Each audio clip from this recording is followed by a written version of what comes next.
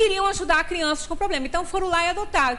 Quer dizer, não, às vezes existe um envolvimento afetivo do passado, ou até mesmo comprometimento, mas às vezes é só uma tarefa de amor que esses pais fazem, né, querendo ajudar outras almas aqui na Terra. São pessoas especiais. Então isso ocorre. Quer dizer, o grupo familiar é muito importante, é onde a gente consegue a força para a gente dar continuidade à nossa vida. Mas para isso, a gente tem que oferecer condições a essas almas.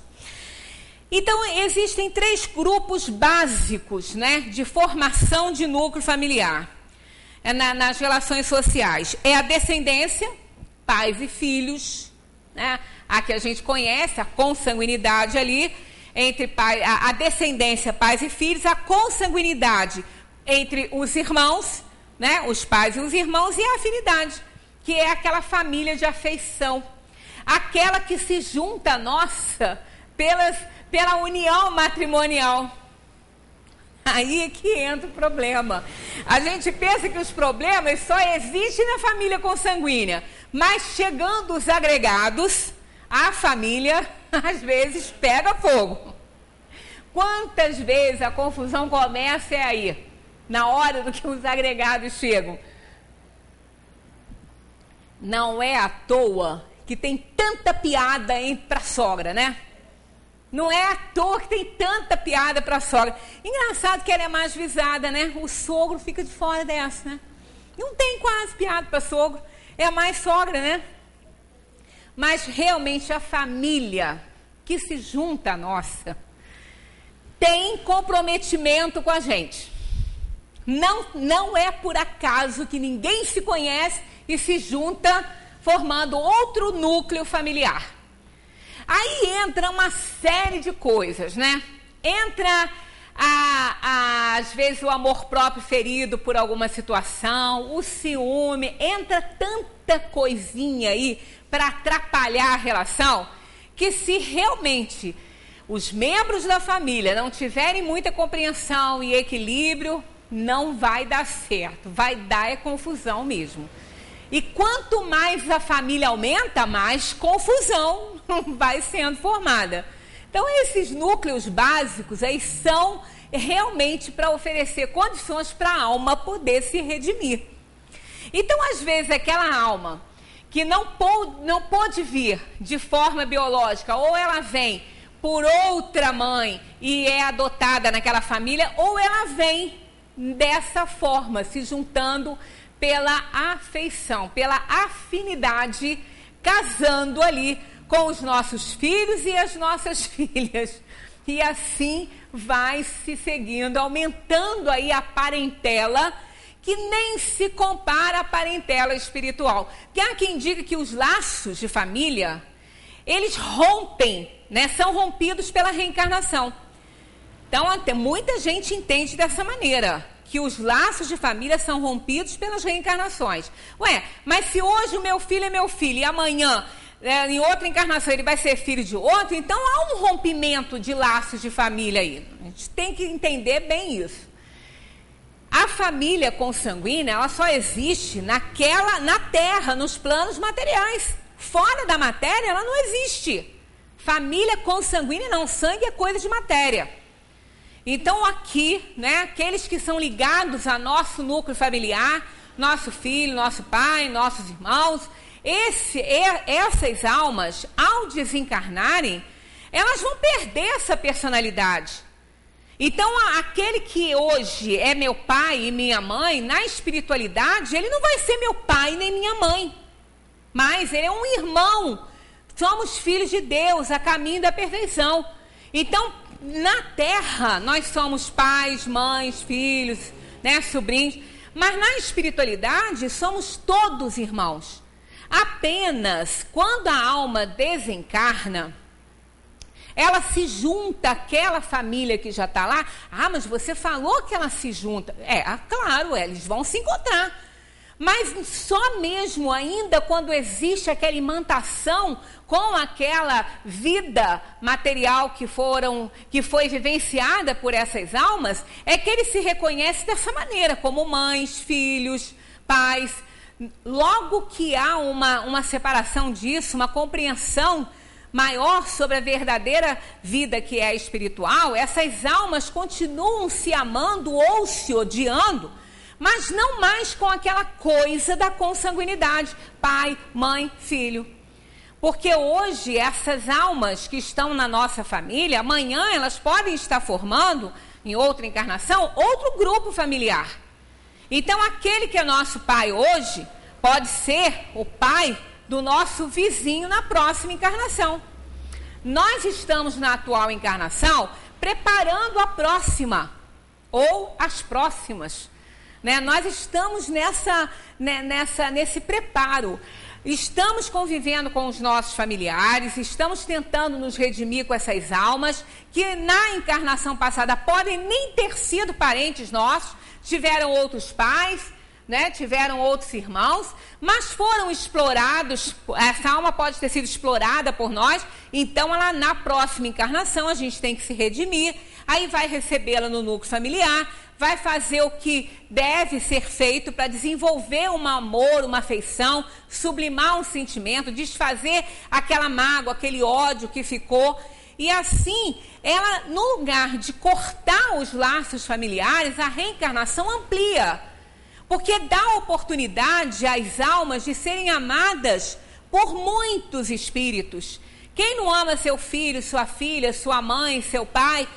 Então, no nosso núcleo familiar, aí essas almas com quem nós já sublimamos sentimentos, não tem mais razão de reencarnar conosco, porque o objetivo já foi alcançado, que é a sublimação desses sentimentos, que é o reajuste, né, com a exploração e os erros passados, o reajuste dessa alma no mundo com essas outras almas. Então, alcançado o objetivo, elas não precisam reencarnar juntas.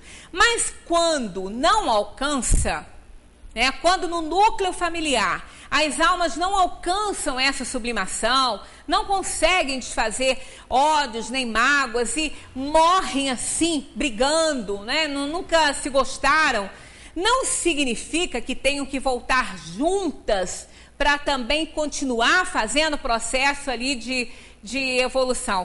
Não significa que tenham que voltar juntas. Elas têm que sofrer o que for necessário para aprender. Se uma se esforçou na condição de companheiro, companheira ou irmão, né, ou mãe e filho, ou pai e filho, não importa, se uma das partes em conflito se esforçou, deu o máximo de si, para poder melhorar aquela situação, sempre tentando ajudar e desfazer aquela mágoa, sempre tentando ir perdoando, essa não tem mais que sofrer isso. Essa conseguiu. A outra parte é que não aceitou, não soube perdoar. Então ela vai reencarnar e vai continuar o seu processo evolutivo, tendo a oportunidade de resgatar dentro daquela situação.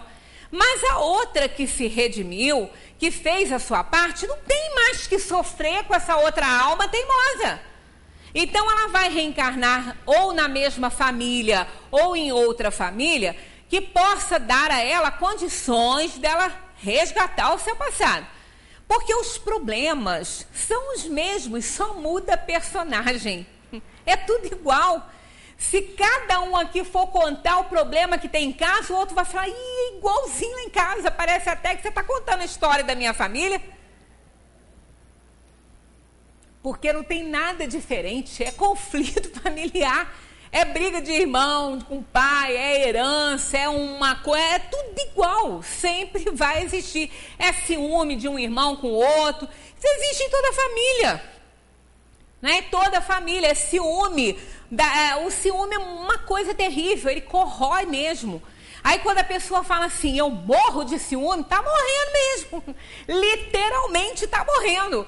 Porque aquela condição acaba com a pessoa. Ela fica mortificada, ela acaba ficando doente. E acaba morrendo com aquilo que ela falava antes, eu morro de ciúme, vai morrer mesmo se não mudar. Então as histórias são as mesmas. Isso sempre vai acontecer em planos de provação e expiação, seja qual for o núcleo familiar. Em todos nós vamos encontrar aí os mesmos problemas. Essa estrutura de descendência, pais e filhos, consanguinidade, irmãos, afinidade, marido e mulher, essa estrutura opõe a família de procriação à família de origem, baseando-se no equilíbrio instável entre consanguinidade e aliança, gerando conflitos e desarmonias que são encontrados em todas as famílias desde os primórdios, desde que a família começou a se formar. Esses conflitos passaram a existir, né? Sendo explicados pelas ciências sociológicas, nos limites dos seus conhecimentos. Eles não conseguem ir muito além. Eles não conseguem explicar como que uma mãe dedicada e amorosa não consegue conquistar o amor de um filho bom. Um filho bom, porque não é um marginalzinho, não é uma criatura destrambelhada, não, é uma pessoa de bem, mas não consegue amar aquela mãe ou aquele pai. Então as ciências sociológicas, elas não conseguem explicar isso. Porque existem explicações, bem, eu não gosto de você porque você me trata mal. Eu não gosto de você por essa ou essa razão. Mas muitas vezes a gente não sabe explicar por que a gente não gosta da outra pessoa. Por que a gente não consegue conviver com a outra pessoa. Por que é tão difícil abraçar alguém da nossa família, chegado muito a nós, e essa pessoa sem nunca ter nos feito nada. Pelo contrário, sempre ajudou. E a gente não consegue, existe um choque fluídico. Então o mundo, né, os olhos, as ciências do mundo não conseguem explicar isso. Porque são problemas kármicos, são problemas da alma. Né? Às vezes a gente convive com uma pessoa, essa pessoa, ela não consegue se aproximar de verdade, não há uma entrega, ela está sempre com o pé atrás. São reminiscências que a alma traz de outras vidas. Porque as outras vidas não ficam fora do nosso conhecimento, elas estão no nosso arquivo. Apenas o esquecimento do passado proporciona oportunidade da gente recomeçar. Mas tem momentos, palavras, sabe aquela palavrinha, às vezes aquela palavrinha chave, aquele momento assim, que a gente, parece que dá um estalinho e acende alguma coisa, alguma lembrança na nossa cabeça? Cheiros, né? Como cheiros nos desperta para o passado. Mas não é um passado recente, é um passado distante, é um passado de muitas vidas, né? Às vezes um odor, alguma coisa, e aquilo ali desperta na gente e a gente começa numa reminiscência, parece que a gente está vendo um filme, porque tudo isso está no nosso arquivo mental. É dessa maneira que as pesquisas de vidas passadas, que as terapias, né, que tentam fazer regressões a vidas passadas, trabalham dessa forma. Não levando a pessoa ao passado, que isso não existe, mas trazendo o passado até o presente. É perigoso isso, é muito perigoso. Se não for muito bem trabalhado, esse passado fica ali no nível de consciência, atrapalhando a encarnação atual. Então tem que ter muito cuidado, isso não é uma coisa que deve ser feita assim, né, impensadamente. Então são reminiscências que acontecem, isso tudo é explicado pela lei da pluralidade das existências. Isso prova que o núcleo familiar, que é a primeira sociedade que o espírito está inserido, é ali que ele tem que resgatar. Então, Deus nos planta em canteiros, né? Vamos imaginar que cada família é um canteiro de Deus, cada uma. Planta flores de todas as espécies, de todas as cores, umas com espinhos, outras sem espinhos, umas mais perfumadas, outras menos, e assim vai. Mas se Deus nos plantou ali, é ali que a gente tem que florescer. Perto de uma flor espinhenta, que quando a gente se encostar vai sentir os espinhos, e é verdade. E não tem jeito, né? Então a gente tem que aprender que é necessário conviver com as adversidades. Nós não vamos encontrar na vida só amigos, só pessoas que nos amam, né? E também no grupo familiar não é assim. A gente encontra espíritos de toda a ordem ali no grupo familiar. As relações familiares, no decorrer do tempo, vem mudando e a própria mudança gera conflitos, principalmente as que ocorrem no papel das mulheres. A gente comentou quando falamos sobre a mulher, num domingo aqui, que foi, acho que um dia antes ou depois do Dia da Mulher, falamos muito sobre isso. Como a estrutura familiar ficou abalada com a mudança de comportamento feminino. Porque a mulher, ela sempre foi o centro ali, né? Tanto que nos primórdios, o cérebro masculino, ele trabalha completamente diferente do cérebro feminino. Isso é provado pela ciência, né? O corpo caloso é mais desenvolvido na mulher do que no homem, porque ela usa as duas partes, o homem só uma de cada vez, né? Tanto que é difícil para um homem, e eles admiram isso na gente, a gente está cozinhando, atendendo uma pessoa que está ali do lado e às vezes está falando ao telefone. Um monte de coisa ao mesmo tempo. Eles ficam desesperados, eles falam assim, como é que pode essa criatura fazer 3, 4 coisas ao mesmo tempo? Né? Então, se um homem está fazendo uma atividade, ele se concentra nela. A atenção dele não se abre, ele não consegue isso.